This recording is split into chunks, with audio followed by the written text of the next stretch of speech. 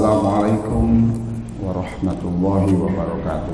Waalaikumsalam warahmatullahi wabarakatuh. Alhamdulillah wassalatu wassalamu ala Rasulillah Sayyidina Muhammadin wa ala alihi wa sahbihi wa mawalah. Amma ba'du. Ibu-ibu, bapak-bapak sekalian yang sangat saya hormati, tidak ada alasan Bapak sedih, tidak ada alasan ya. Selalu tema saya mengajak hidup ini yang dinikmati ya. Tidak ada alasan untuk sedih. Mengapa? Karena satu, kebaikan kita itu diberi pahala berlipat. Betul gak ya? Ya Pak, betul ya? Berlipat. Minimal berapa? 10 ya. Itu dasarnya hadis apa Quran? Quran. Jadi kalau di antara kita ini meninggal dengan catatan kertas ya, kejelekannya itu 70, kebaikannya 30 poin. Masuk surga apa enggak? Ya, enggak, ini perkiraan, yang menentukan surga ya Allah. Ayo. Masuk surga apa enggak, Pak?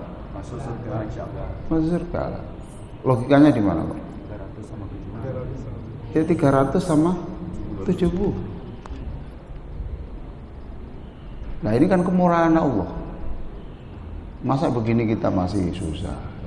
Sudah saya naikkan 90, kejelekannya 90, meninggal itu hanya bawa 10. Masuk surga apa enggak? Masuk. Logikanya 100 sama 100 sama 90. Loh, itu minimal loh Pak. Lah kok menggunakan Al-Baqarah? Kan kebaikan itu sampai 700. Iya tak Pak? Wah ya wis. Sudah wis. Kali 700. Lah itu pun tadi yang dibaca oleh imam kita tadi ya. Lilladzina ahsanul husna wa ziyadah. Itu rakaat pertama ya. Bagi orang yang melakukan kebaikan itu diberi pahala wa ziyadah. Ziyadah itu apa? Ziyadah itu bonus. Ya. Sudah diberi pahala yang sampai 700 plus ziyadah itu bonus. Nah, ahli tafsir macam-macam mengartikan ziyadah itu. Ada yang mengartikan ziyadah itu adalah mimpi bertemu Rasulullah. Gitu. Jadi bagi orang melakukan kebaikan itu diberi pahala yang berlipat, plus ziyadah itu adalah bisa melihat mimpi ketemu Rasulullah, itu ziyadah, itu tambahan, itu bonus kemuliaan sendiri. Nah, gitu. Tambah bonus lagi. Nah itu ternyata ada juga jadi saya buka ini surat An-Nur ayat 38. An-Nur 38 sesuai dengan yang dibaca oleh imam kita tadi itu. Liyajziyahumullahu ahsana ma 'amilu wa yazidahum min fadli. Allah akan membalas orang itu pahala sesuai dengan kehendak Allah wa yazituhum. Tadi kan ziyadah Pak ya. Sekarang wa yazituhum. Dan Allah menambah min fadlihi, dari kemurahan Allah. Loh, tambah lagi. Makanya kita ini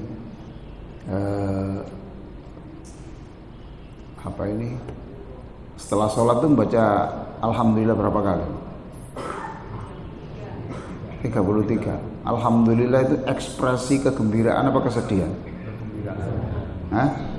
Kegembiraan. Berapa kali Pak? 33. Lah kalau sehari berapa?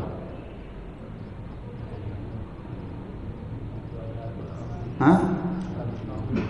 100? 165 Pak. Umurnya Bapak berapa? 60, coba dikalikan.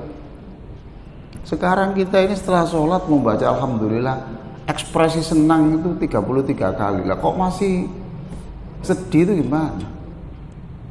Apa alasannya?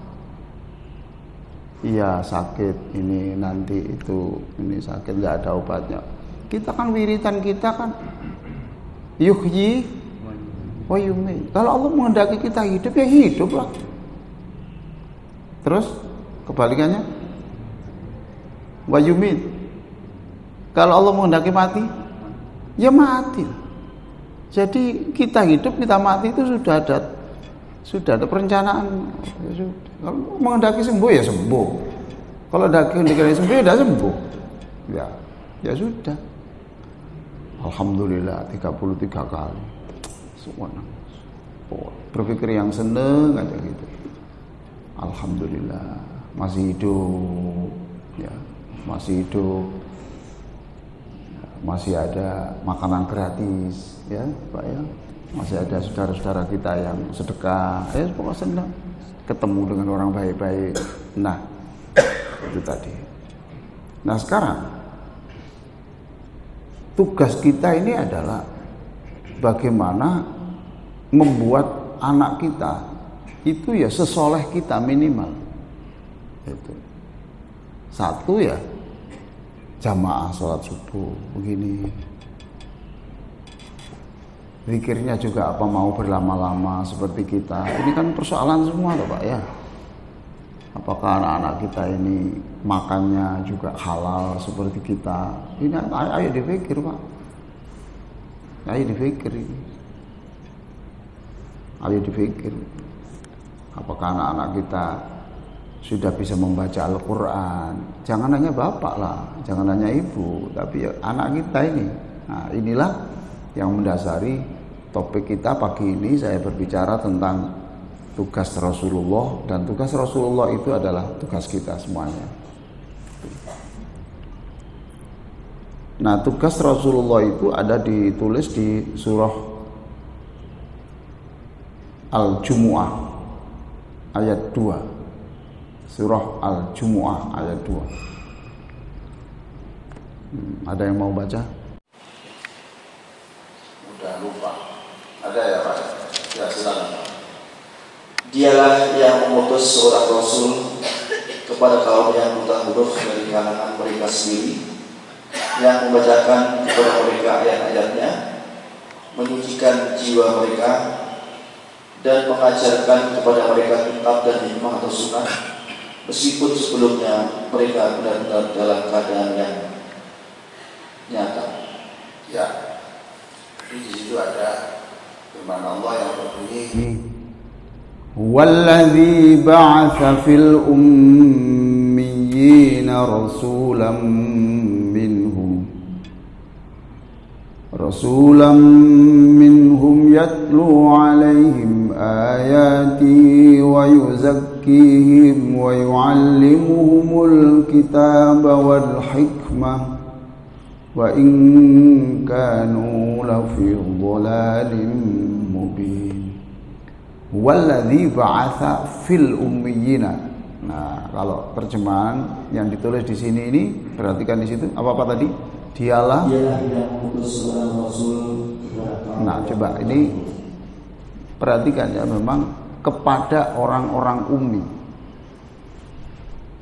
Nah, ini terjemahan ya benar juga, tapi kalau filosofinya sudah kehilangan di sini. Padahal fi itu apa artinya? Fi di dalam. Jadi kalau di sini diterjemahkan dialah Allah yang mengutus Rasul kepada orang ummi. Padahal di situ sebetulnya aslinya itu adalah fi, di tengah-tengah orang ummi. Ini gambaran bahwa pemimpin itu memang tidak boleh ambil jarak.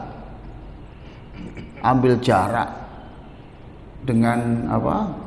Yang dipimpin itu fi itu di dalam, persis terlibat di situ. Gitu. Tapi di situ diterjemahkan kepada, tapi tidak apa-apa. Kalau Nah di situ fil ummiyina. Ini luar biasa Pak. Jadi orang tuh ya memang ya yang dekat dengan orang. Jangan mengambil jarak. Jangan supaya wibawa, lalu tidak mau kumpul-kumpul dengan orang kecil, tidak mau makan-makan, harus istimewa terus gitu. Harus VVIP dimanapun, diundang sana VVIP ini ya boleh, tapi ya sekali-kali itu ya pokoknya menyatu lah ya. Itu filosofi dari fil ummiyina itu di situ Pak ya. Lalu di tengah-tengah orang ummi itu apa? Ummi itu apa? Ummi. Ibu Pak. Itu ibu. Lah ummi itu dari kata ibu itu berarti orang yang tidak punya pengetahuan seperti orang yang baru dilahirkan dari ibunya. Tidak bisa membaca, tidak bisa menulis. Loh, itu dari kata itu. Ummi itu ibu ya. Kalau lagu-lagu itu ummi itu ibu ya. Tapi kalau ini ummi di sini orang tidak bisa baca tulis. Tidak bisa baca tulis. Nah Nabi itu diutus di tengah-tengah orang-orang yang sama-sama tidak bisa tulis. Di tengah hanya beberapa orang yang lah bisa juga dikatakan ummi itu dari ummah itu mengapa ummah masyarakat waktu itu memang hanya sedikit orang-orang yang bisa baca tulis, lebih-lebih kaum wanita, walladzi ba'atsa fil ummiyina. Jadi Nabi itu ummi, tidak bisa membaca, tidak bisa menulis. Tapi jangan lupa cerdas, entah. Nah, sifat Nabi itu kan siddiq, terus amanah, tabligh, fatona. Nah, fatona itu cerdas. Bagaimana Pak tidak cerdas?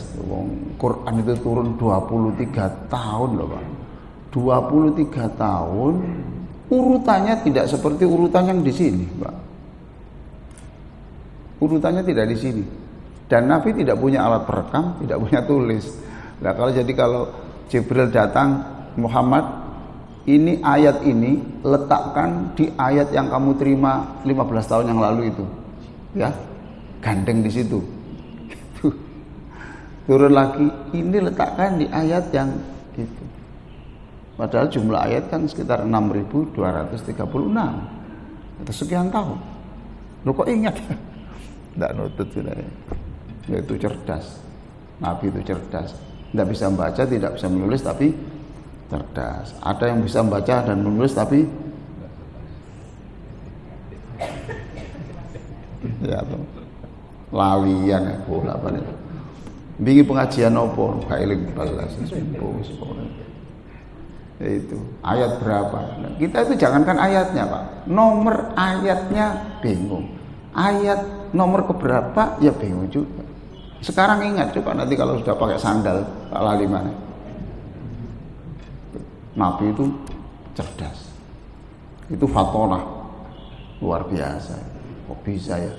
Nah untuk ngecek kecerdasan itu Jibril lah yang diutus untuk ngecek setiap Ramadan itu datang tadarus, itu ngecek gimana Jibril itu ngecek apakah perintahnya dulu ini diletakkan di sini cocok enggak? Cocok enggak ini? Gitu. Itu tadarus. Baik. Huwallazi ba'atsa fil ummiyina. Dialah Allah yang mengutus Nabi Muhammad itu di tengah-tengah orang yang ummi. Ya, mengapa harus ummi ya? Walaupun ummi itu diperdebatkan, Pak ya. Ada yang mengatakan ya ummi sebelum kenabian, tapi setelah kenabian itu bisa membaca menulis gitu. Ada yang menyebut ummi itu artinya itu kepada orang-orang yang ummi itu orang-orang yang tidak menerima kitab-kitab sebelumnya macam-macam, tapi yang paling banyak pengertiannya ya tidak bisa membaca, tidak bisa menulis itu. Nah, lalu tugasnya apa di situ? Walladzi ba'atsa fil ummiyina rasulan. Tugasnya satu adalah yatlu, ya Pak ya. Qur'annya ya Pak ya. Yatlu. Yatlu itu kata kerjanya. Kata bendanya menjadi tilawah. Tilawah. Maka saya menulis, jadi tugas Nabi itu 3T ya. Satu adalah tilawah. Tilawah itu artinya membaca ayat-ayat suci Al-Quran untuk orang lain. Nah, kalau menyuruh membaca berarti harus bisa baca toh, ya toh Pak ya, harus bisa baca. Nah, tapi di sini yatlu itu bukan yaqra'u. Sama kalau yatlu itu bahasa Inggrisnya itu recite. RECITE, membaca tapi tidak tulisan. Kalau Bapak tadi coba, kalau Bapak saya membaca, coba qul huwallahu ahad baca. Nah, itu berarti tilawah itu baca tapi tidak tanpa teks. Tapi kalau qara'a, iqra itu membaca teks. Nah, Jibril datang di Gua Hira itu ditunjukkan, Iqra Muhammad, Iqra, baca ini Muhammad. Nabi menjawab, ma'ana biqari. Loh, Jibril, aku tidak bisa baca. Itu bedanya. Nah, bahasa Indonesia tidak punya ini, sama-sama membaca. Kalau bahasa Inggris jelas itu recite, kemudian yang kedua adalah read, membaca. Tugas Nabi adalah membacakan firman-firman Allah, ayat-ayat Allah. Bapak-bapak, ibu sekalian, sekarang Bapak bertanya, sudah pernah saya sampaikan di sini ya, ini Nabi itu Nabi di sini ya Pak ya. Kalau ini kita umpamakan kereta ya, ini lalu gerbong berikutnya adalah gerbong para sahabat ya Pak ya. Nabi meninggal loh, lalu di sini. Lalu gerbong berikutnya gerbong setelah sahabat, betul Pak ya? Oke. Terus gerbong berikutnya, ya tabiin atau tabi itu artinya pengikut. Jadi pengikut sahabat. Kalau di sini pengikutnya sahabat, lihat tabiin. Di sini tabiinat, tabiin. Pengikut dari pengikutnya Rasulullah. Ya tuh gini. Nah, Bapak itu generasi keberapa ya? Bapak harus bertanya, kenapa gerbong Bapak kok masih tersambung di sini? Paham Pak ya? Kenapa kok kita itu yang di sini, ini ikatan apa yang membuat ini tidak putus ke sini? Kalau gerbong lokomotif ini diikat dengan tali rafia, ya Pak ya, bisa nggak sampai di sini? Putus lah. Lah ini tidak putus karena Nabi itu misinya kuat. Kamu harus mewarisi nilai-nilai agama saya. Loh, gitu loh Pak. Nah, Bapak ini tugasnya adalah bagaimana setelah Bapak ini generasi anak Bapak itu tetap tersambung dengan gerbong Bapak ini sampai Rasulullah. Sampai Rasulullah di sini. Makanya tadi saya tanya, Bapak sudah yakin bahwa anaknya Bapak juga sudah bisa baca Quran seperti Bapak?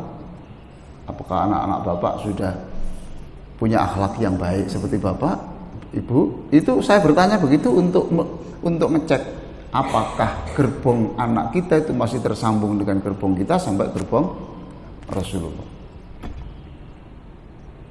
Ini tanggung jawab kita. Kalau enggak, habis. Kalau ini putus, berarti sudah tidak ada lagi generasi Rasulullah Sallallahu Alaihi Wasallam. Ya pengajian ini bagian dari itu. Pengajian itu bagian dari itu semuanya. Nah, apa tugasnya Rasulullah di sini adalah 3T tadi itu, tilawah. Saya ini beberapa hari yang lalu saya ngecek bacaan Quran anak-anak itu, ya, anak-anak yang sudah mahasiswa ini. Saya tanya satu persatu sampai 3 kelas itu sehari full, satu. Saya bilang ada sebagian yang tidak bisa baca, tapi ada, kamu ini dulu mantan pinter ngaji ya kamu. SMP-mu dulu itu pinter ngajimu rasanya ini ya. Gitu. SMA-mu ya pinter. Cuma sekarang ini mungkin tidak sesering yang dulu gitu ya. Lama tidak baca, kok begini kamu.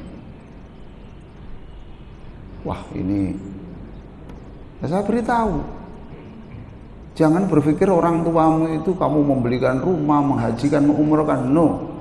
Sekarang tunjukkan kamu bahwa kamu bisa mempersembahkan ayat-ayat itu. Tunjukkan kamu pinter baca Quran dan katakan, ya Allah saya pinter baca Quran ini karena jasanya ayah ibu saya, supaya sepanjang hidup Ananda itu bisa baca Quran. Itu adalah investasi saham yang terus mengalir kepada orang tuamu gitu. Kamu ini jangan berpikir nanti kalau wisuda, enggak. Pokoknya kamu ini bagaimana bisa menggendong bapakmu ke surga, menggendong ibumu ke surga. Itu adalah ukuran kamu sukses. Ya, anak-anakku sekalian, kamu baca Quran lah, jangan sampai sehari tidak baca Quran lah gitu. Harus baca Quran. Nah, ini tilawah, Pak.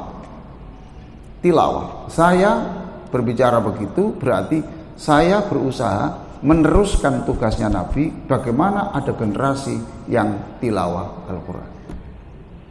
Paham Pak ya? Tuh. Tapi pengenalan dasar. Tugas Nabi itu yang pertama T itu tilawah, pengenalan yang bersifat dasar. Tidak usah mendalam-mendalam dulu. Yang penting baca Quran. Kalau sudah bisa baca Quran, diajak untuk melakukan sedapat mungkin. Karena Nabi mengatakan, siapa yang tidak mau melakukan Quran, maka jangan kamu mengaku sebagai pengikutku. Lagu apa? Ya terserah Bapak, pokoknya yang penting jangan kaku-kaku, betul lah gitu ya. Pokoknya yang enak. Menurut siapa? Menurut saya sendiri, gitu aja. Kan bukan musabaqah toh Pak. Enak, ya enak. Menurut siapa? Ya saya sendiri. Ya maksimalnya saya. Gitu. Baca, silakan. Setelah itu kemudian belajarlah artinya. Kalau tidak tahu artinya, main ID-nya apa? Sebenarnya ayat ini bicara apa? Oh, sudah, tidak harus kata per kata, tapi ayat ini bicara apa sih sebenarnya? Nah, gitu loh. Oh inilah yang penting ini, yang ini ide utama di sini. Itu tilawah. Baik. Yatlu alaihim ayati. Tugas Nabi itu adalah tilawah. Tilawah membacakan ayat-ayat Allah. Faqitus syai'i la yu'ti, pepatah Arab, faqitus syai'i la yu'tihi. Orang yang tidak punya apa-apa ya tidak bisa memberi apa-apa. Nah, gitu. Nah, orang tidak bisa ngaji ya apa? Ya tidak bisa ngajari ngaji. Tapi Bapak jangan berkecil hati. Ya. Saya tanya, bulan itu punya cahaya apa enggak? Ya.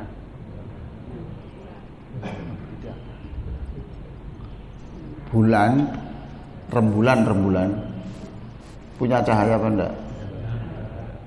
Enggak toh? Enggak. Tapi bisa menyinari. Oke. Bapak bisa ngaji enggak? Bapak bisa ngaji enggak? Bisa ya. Kalau Bapak tidak bisa tapi kadang tidak sempat toh ngajari toh, betul toh Pak ya, ngajarkan Quran. Ya berarti tidak harus Bapak. Jadilah rembulan. Kalau memang Bapak tidak bisa sempat ngajari, cari toh guru-guru ngaji yang di sana loh.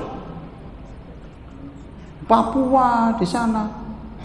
Kita kirim, kita transfer karena menyemangati mereka ngaji.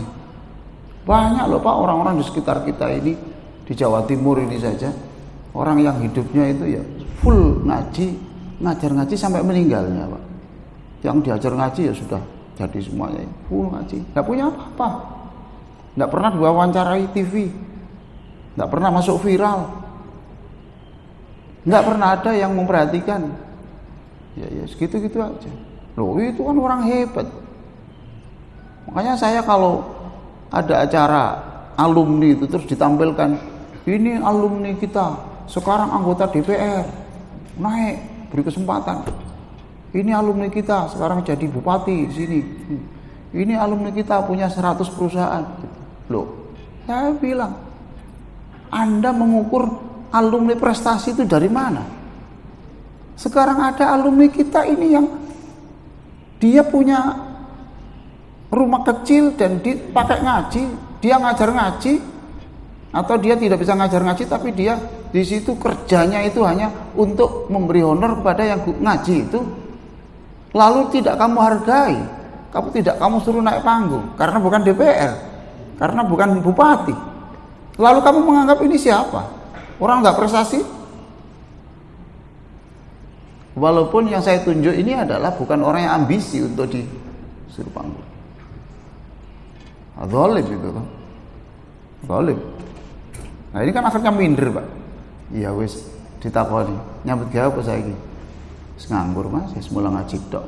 Ya kok ngergani ini. Padahal dia ini adalah penerus tugas Rasulullah tadi. Ayo kita perhatikan, kita jadi rembulan. Kita tidak punya uang untuk bangun masjid, tapi kan kita bisa mengajak orang untuk nyumbang masjid. Nah itu namanya rembulan. Ya paham Pak ya? Tidak punya dana, tapi bisa mengumpulkan dana.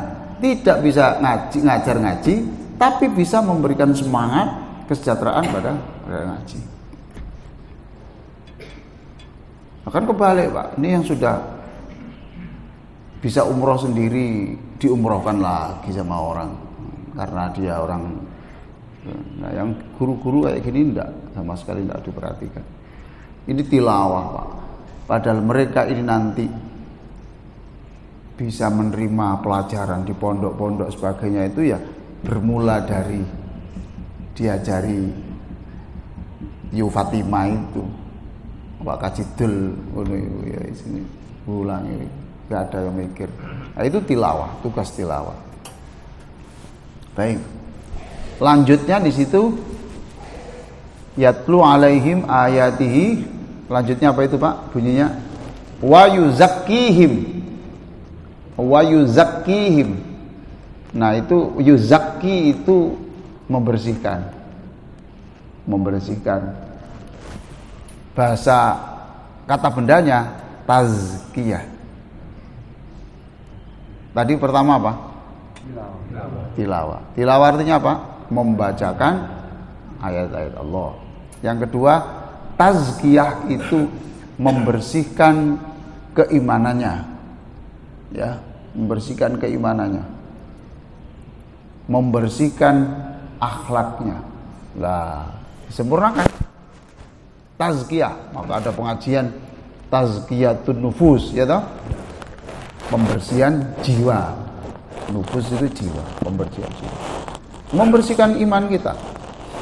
Membersihkan iman kita dari hal-hal yang tidak baik. Sudah berkali-kali saya katakan, jangan sekali-kali berpikir negatif terhadap takdir Allah. Nah, titik. Ya, itu selama ada yang negatif, itu sebenarnya ya iman kita tidak beres. Contoh apa Pak? Berpikir negatif tentang takdir Allah.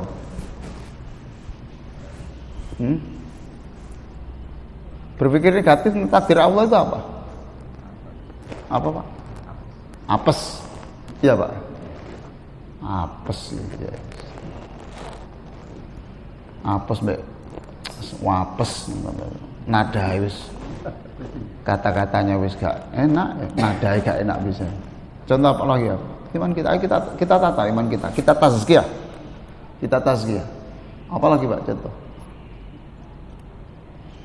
Saya ini wis tak ewangi umroh supaya ndonga no raudhah. Karena aku punya problem. Wis tak ewangi umroh ping pindho gak berubah. Nah. Oh, apa karepe Gusti Allah kira?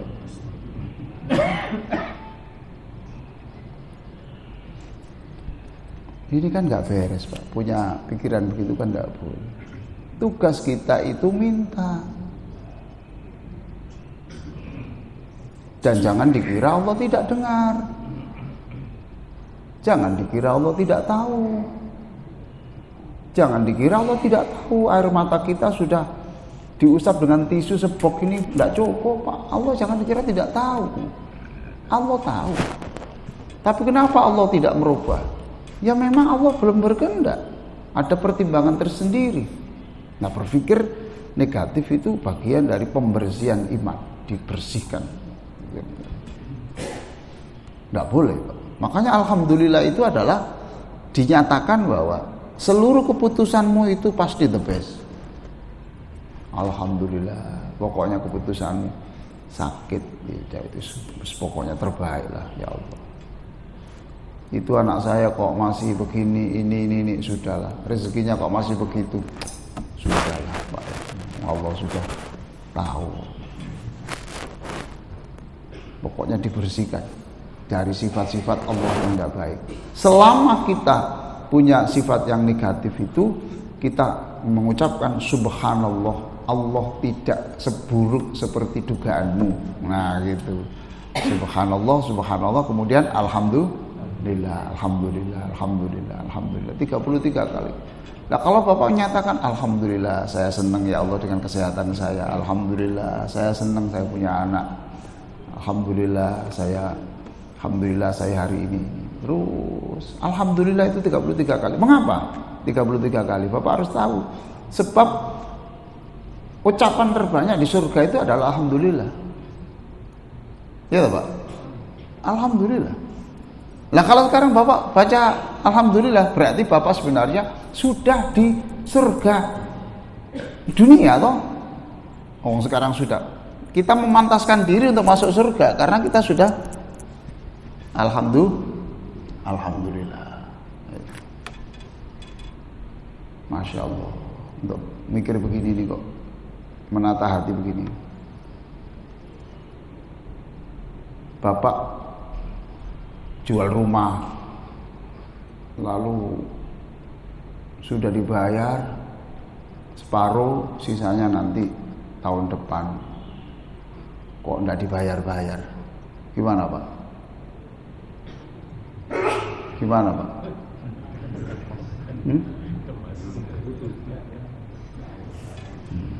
Ya, dia menata hati. Enggak tahu, terserah Bapak caranya gimana. Terserah Bapak, dipaksa-paksakan, pokoknya alhamdulillah. Ngono lho Pak. Dipaksa-paksakan. Paham tuh Pak ya?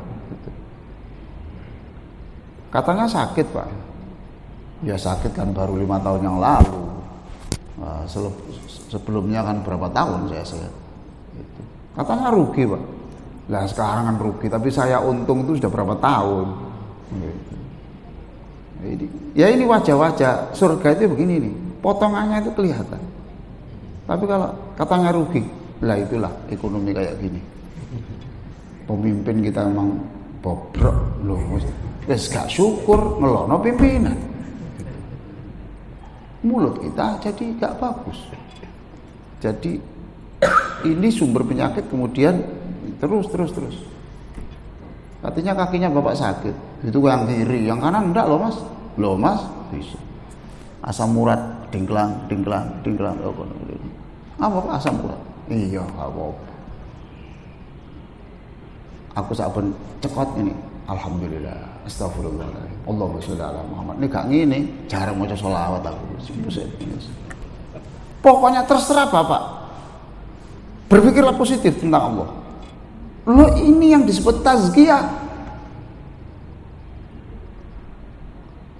Bapak jangan nganggap saya sudah seperti itu loh Pak ya. Pak ya, ojo nganggap aku sudah sehebat itu.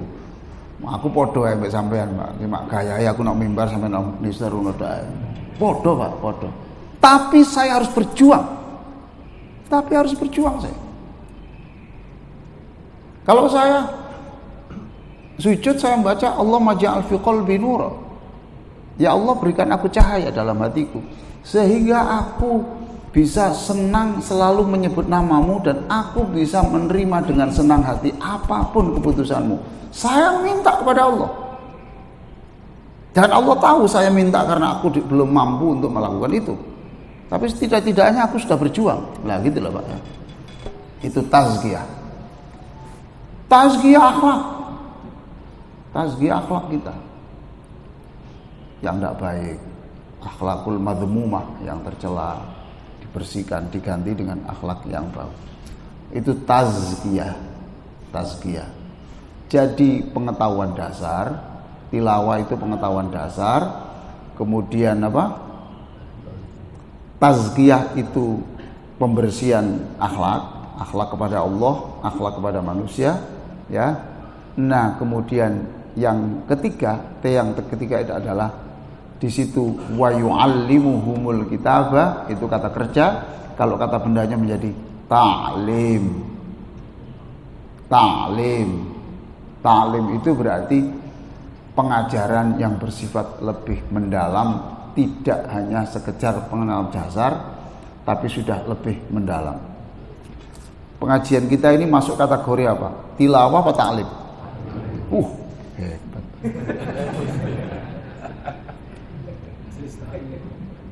Saya ceramah seperti ini apa laku Pak untuk anak muda? Ceramah saya kayak gini apa laku untuk anak muda? Tidak cocok, kedukuran, idealis, tidak realistis, ya gitu toh. Saya ngomong begini berarti Bapak sudah tidak remaja lagi. Terus pantas lah, terus kuat dibebani pikiran kayak gini. Nah, ta'lim itu di situ wa yu'allimuhul kitabah. Kitabah itu Al-Qur'an. Wal hikmata dan hikmah. Jadi kalau tadi itu mengenalkan bacaannya, sekarang Quran ini rohnya apa ini? Mutiara apa yang bisa kita ambil dari sini? Mutiaranya apa di sini? Kita ambil, nah itu berarti sudah mendalam. Jadi pengetahuannya lebih mendalam.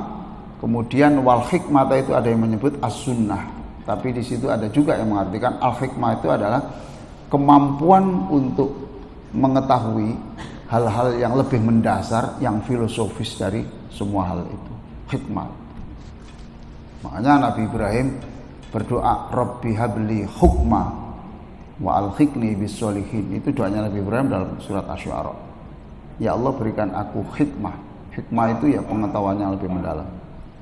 Itu tiga tugas Nabi Muhammad SAW. Lah Bapak tidak bisa mengajarkan itu, Bapak mengirim ke lembaga pendidikan, itu Bapak sudah melanjutkan tugas Nabi. Ya Pak ya. Nah kan di sekolah kan sudah ada tilawah ada, terus tazkiyah ada, taklim ada. Ini tugasnya Nabi. Lalu di situ apa? Wa in kanu min qablu la fi dhalalim mubin. Tugasnya Nabi itu adalah seperti itu, dan orang-orang sebelum itu adalah orang-orang yang sangat sesat. Gitu. Nabi bisa melakukan perubahan besar. Saya kira itu Bapak sekalian. Kita diskusi, masih ada waktu banyak. Tilawah itu apa? Tilawah itu membacakan ayat-ayat suci Al-Quran. Ada juga yang tilawah itu membacakan ayat-ayat dalam Quran dan ayat-ayat yang alam. Diperkenalkan ini. Diperkenalkan Allah lah gitu. Kita naik gunung, kamu kok bisa naik karena apa nak? Itu. Ya karena saya kuat. Kuat diberi siapa nak? Itu. Kamu kok bisa sini? Iya. Ini apa nak ini? Ini adalah hutan. Iya. Siapa yang menciptakan nak? Ini. Udaranya sejuk enggak? Enak. Siapa yang beri kesejukan? Allah. Dikenalkan terus, tilawat terus mendasar. Terus. Silakan Pak. Assalamualaikum warahmatullahi wabarakatuh. Waalaikumsalam warahmatullahi wabarakatuh. Mohon izin Prof, tapi pertanyaan masalah salat Bapak ini. Ya, apa? Saya sering mengikuti ceramah Prof ini, sering mengupas masalah salat. Iya Pak. Pertanyaan saya seperti ini. Ada dalil yang mungkin para jamaah banyak yang hafal ini. Iya Pak. Tentang salat. Dalilnya begini. Inna salata tanha 'anil fahsya' wal munkar. Sesungguhnya salat itu dapat mencegah hal-hal yang keji dan munkar. Tapi realitanya kok masih ada, masih ada orang-orang yang kita lihat sepertinya ya sholat, ya rutin dengan sholatnya, dan bahkan mereka itu sebagai katakanlah pimpinan, pimpinan yayasan atau pimpinan lembaga pendidikan, tapi akhir-akhir ini kok terjerumus dalam hal-hal yang keji dan munkar. Saya sendiri melihat berita itu kok miris sekali. Saya itu mereka itu kan membawa lembaga yang terhormat, dipercaya masyarakat, kok bisa melakukan hal-hal yang keji, misalnya pelecehan seksual terhadap muridnya, santrinya. Ya Allah, ini mohon pencerahan Ustaz. Kira-kira gimana ini salatnya mereka ini kok tidak pas dengan dalil yang tadi, inna salata tanha 'anil fahsya' wal munkar. Mohon penjelasan. Ya Allah. Assalamualaikum warahmatullahi wabarakatuh. Sudah sholat tapi kok melakukan kejelekan gitu Pak ya. Contohnya tadi siapa Pak? Contohnya tadi? Iyalah, guru yang sudah tilawah ya, tazkiyah ya toh, terus taklim ya iya. Nah, tapi kok sodomi, kok memperkosa anak, Allah. Tapi itu kejauhan Pak dulu Pak. Kita nanti dulu sebelum kita bicara itu, kita bicara gini. Bapak pernah ngerasani orang Pak? Pak. Oh, di mulut enggak ya? Oh, ya enggak apa-apa. Tidak menyebut nama, ya. Ya wes enggak apa-apa. Bapak pernah melihat wanita yang cantik? Loh, jelas lah ya. Lah ya contohnya ya Bapak sendiri toh. Ya toh, sudah sholat kok masih ngelirik perempuan. Oke. Sama dengan saya Pak. Ya, artinya itu ayat itu menampar kita sendiri sebenarnya. Ya Pak ya. Kita ini sudah begini tapi kok masih begitu. Kita ngomong dengan istri yang kasar, kita tidak sabar dengan anak, kita jelek kepada tetangga yang sering parkir seenaknya. Nah, pokoknya ada saja ya Pak ya itu. Nah itu, oke lah itu untuk kita. Nah sekarang untuk yang tadi, memang saya ingat-ingat ini Pak ya, al-Islamu mahjubun bil muslimin. Islam itu nanti akan tenggelam bukan karena orang lain, bukan karena Israel gitu Pak.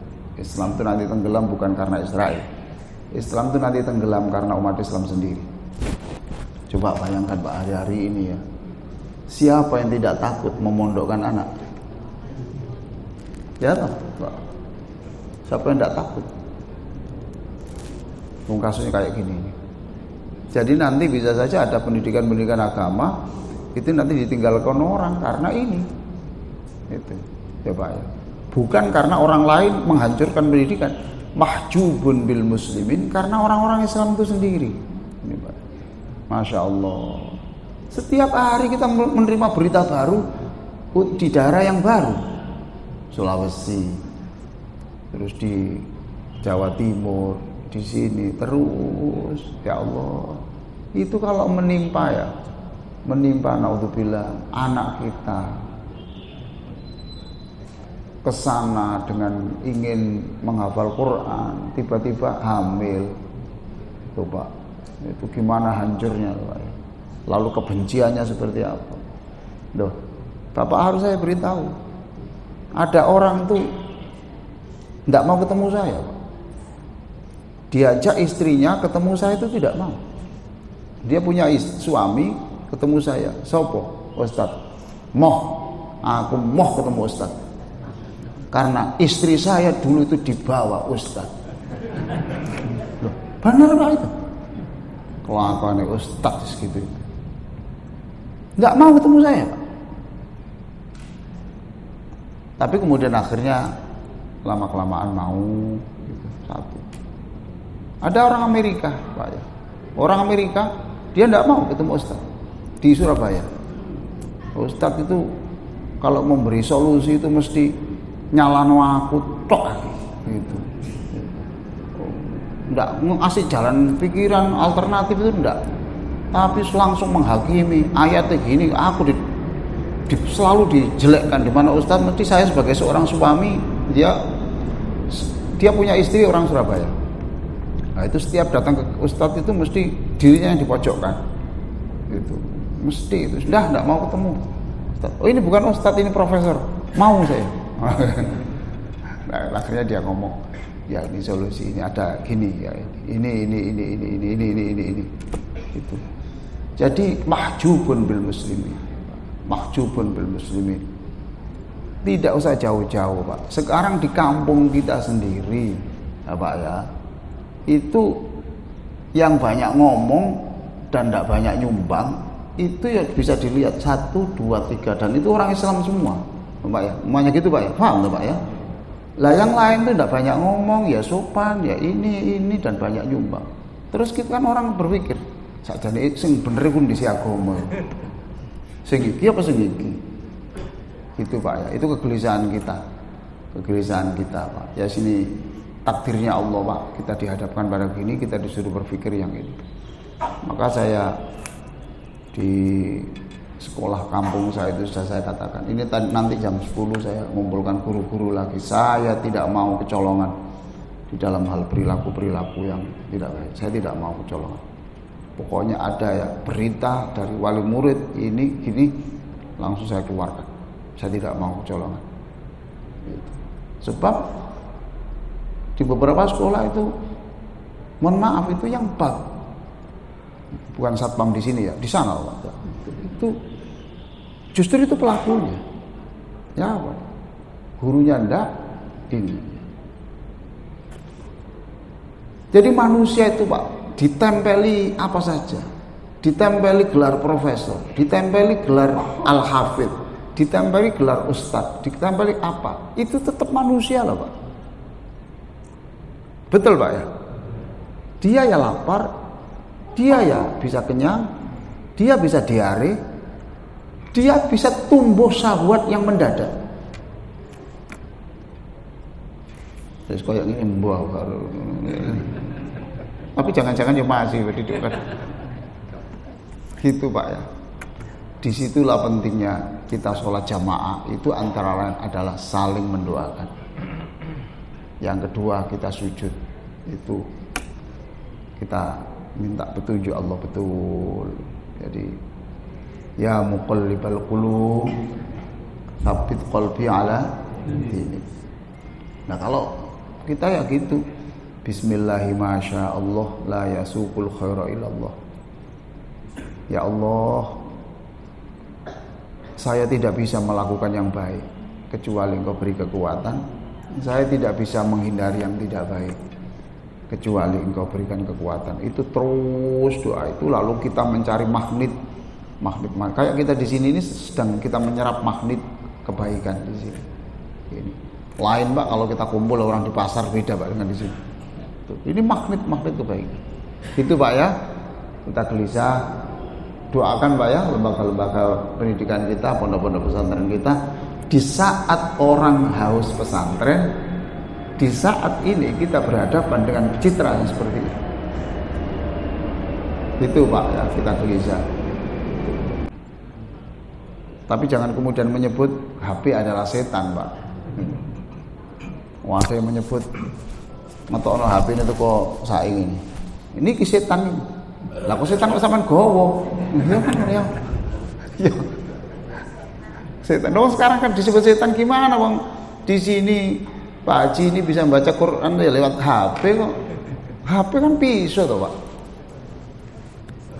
Untuk nyembelih hewan ya bisa, untuk masak ya bisa, tergantung. Assalamualaikum warahmatullahi wabarakatuh. Waalaikumsalam. Mohon izin Ustaz. Tip apa Ustaz ya yang bisa menangkal problematika dalam setiap kehidupan, baik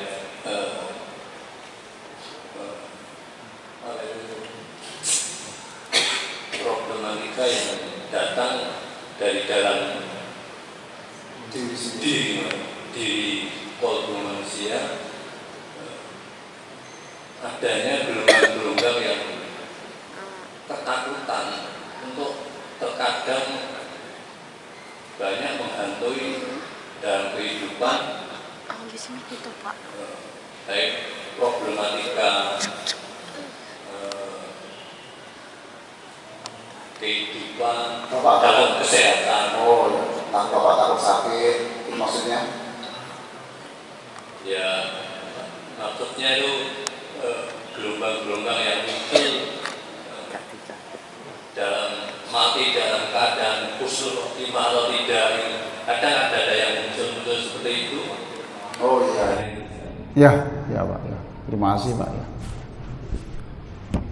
Terima kasih Pak. Ya. Waalaikumsalam warahmatullahi wabarakatuh. Ya Pak, wong Qur'annya sudah mengatakan gitu ya Pak. Wala nabluwannakum bisyai'in minal khauf, ya itu.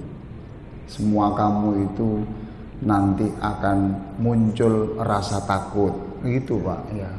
Itu sudah manusiawi, Bapak itu sudah manusia betul. Iya Pak, normal Pak. Ya. Wala nabluwannakum bisyai'in minal khauf. Khauf itu takut Pak ya. Surat Al-Baqarah Pak ya. Nanti saya tunjukkan ya. Enggak ya, cukup ya. Itu Qur'annya itu bilang begitu Bapak. Ya. Kamu pasti. La itu pasti, nun tasdid itu pasti. Jadi pasti gitu. Kamu sekali-kali muncul rasa takut gitu. Loh itu wajar Pak, wajar. Rasa takut. Ini gimana? Anak saya gimana ya, itu jauh dari kita dan seterusnya Pak ya, itu.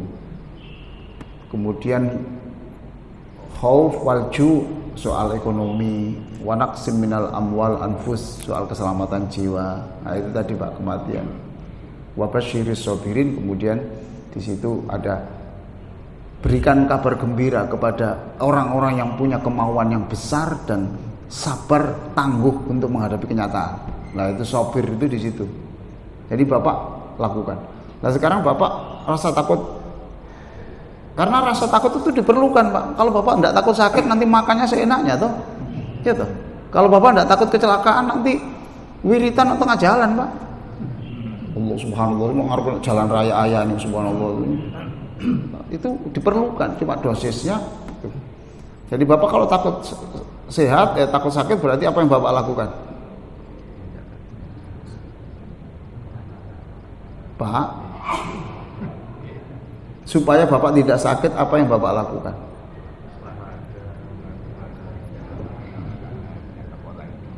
Pak, kok bersabar supaya panjenengan sehat.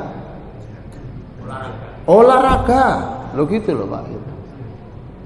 Nah olahraga itu lihat, langsung dia ini penjual kacang rebus keliling kampung suruh olahraga mana? Ya sih olahraga ya. Penjual kacang rebus keliling sak medaing keliling kabeh santai dikon olahraga ya wis olahraga. Bapak sudah benar makanan Bapak ya. Terus Bapak jangan mudah marah ya Pak, jangan mudah marah sama istri ya. Ya, itu sumber penyakit ya Pak ya. Jangan ketegangan seperti itu. Terus kalau dimarahi orang ambil tisu aja Pak, diginikan ya. Tuh. Sudah. Yes. Uang kita ini hidup ini tadi loh ayat yang kedua yang dibaca. Kami jadikan engkau itu cukup yang menjadi saksi. Saya ini siapa? Aku tidak butuh dinilai orang apa saja. Cukup Allah yang menjadi saksi. Saya ini sebenarnya siapa? Wes gitu aja. Selamatan soge terope cilik dirasani.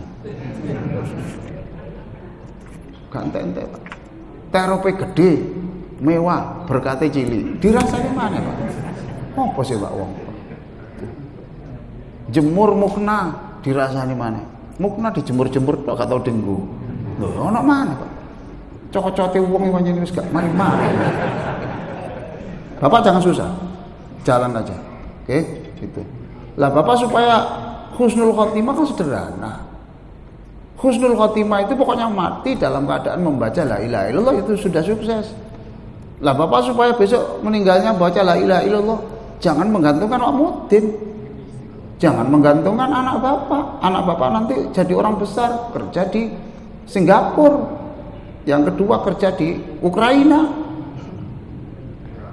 Yang ketiga di Kali Kepiting, yang keempat di California. Maka Bapak mandiri.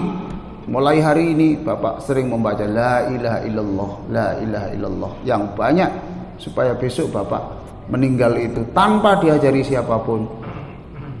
Allah mengatakan karena orang ini sering membaca la ilaha illallah, mulutnya saya gerakkan la ilaha illallah. Selesai. Lalu sudah Pak, gembira Pak, gembira. Baca susah pisan. Yes, cukup. Oke ya. Habis Pak ya waktunya. Oh, masih ada. Baik, terima kasih. Maaf di luar tema. Assalamualaikum warahmatullahi wabarakatuh. Tentunya orang yang mengerti dan tidak mengerti itu beda. Iya Pak. Mohon maaf, saya bicara yang mengerti aja.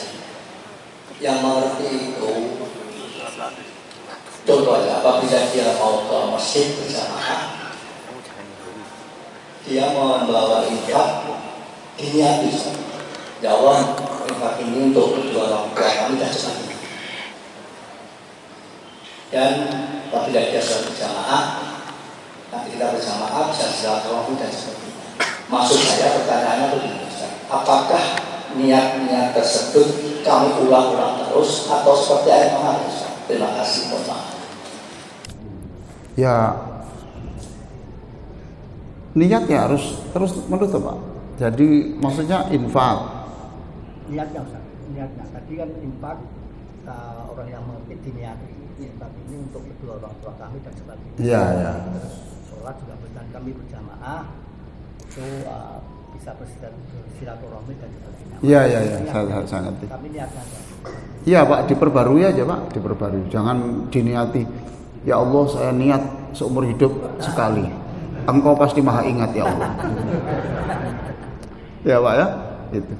Mengapa ahabbul a'mali ilallahi adwamuha? Perbuatan yang baik itu adalah yang kontinu. Berarti di situ niat berkali-kali itu adalah penguatan namanya self talk. Penguatan dalam otak. Terus dilatih.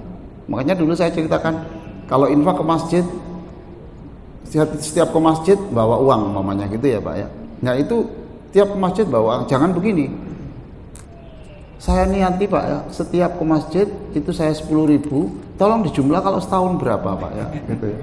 Saya enggak butuh itunya.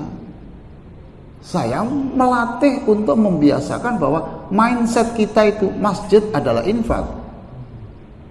Paham tuh Pak ya? Lain rasanya dengan iki mumpung tanahku payu, wis ngene 5 tahun. Lho aja ngono, seje rasane ki seje. Gitu Pak ya. Jadi diperbarui terus. Diperbarui terus, dan setiap niat itu ada poinnya. Setiap ini ada poinnya. Saya kira begitu. Terima kasih. Ini untuk mencarikan ayat inilah. Siapa ini? Ada sedih mana Pak ya? Ada sedih mana? Problematika mau cek Pak ya. Lah ini Pak ya, dilihat Pak ya. Al-Baqarah 155. Nah, Bapak kagungan Quran di rumah?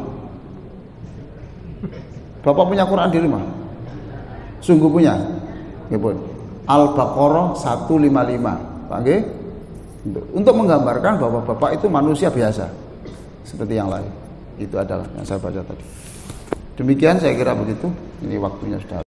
Wassalamualaikum warahmatullahi wabarakatuh.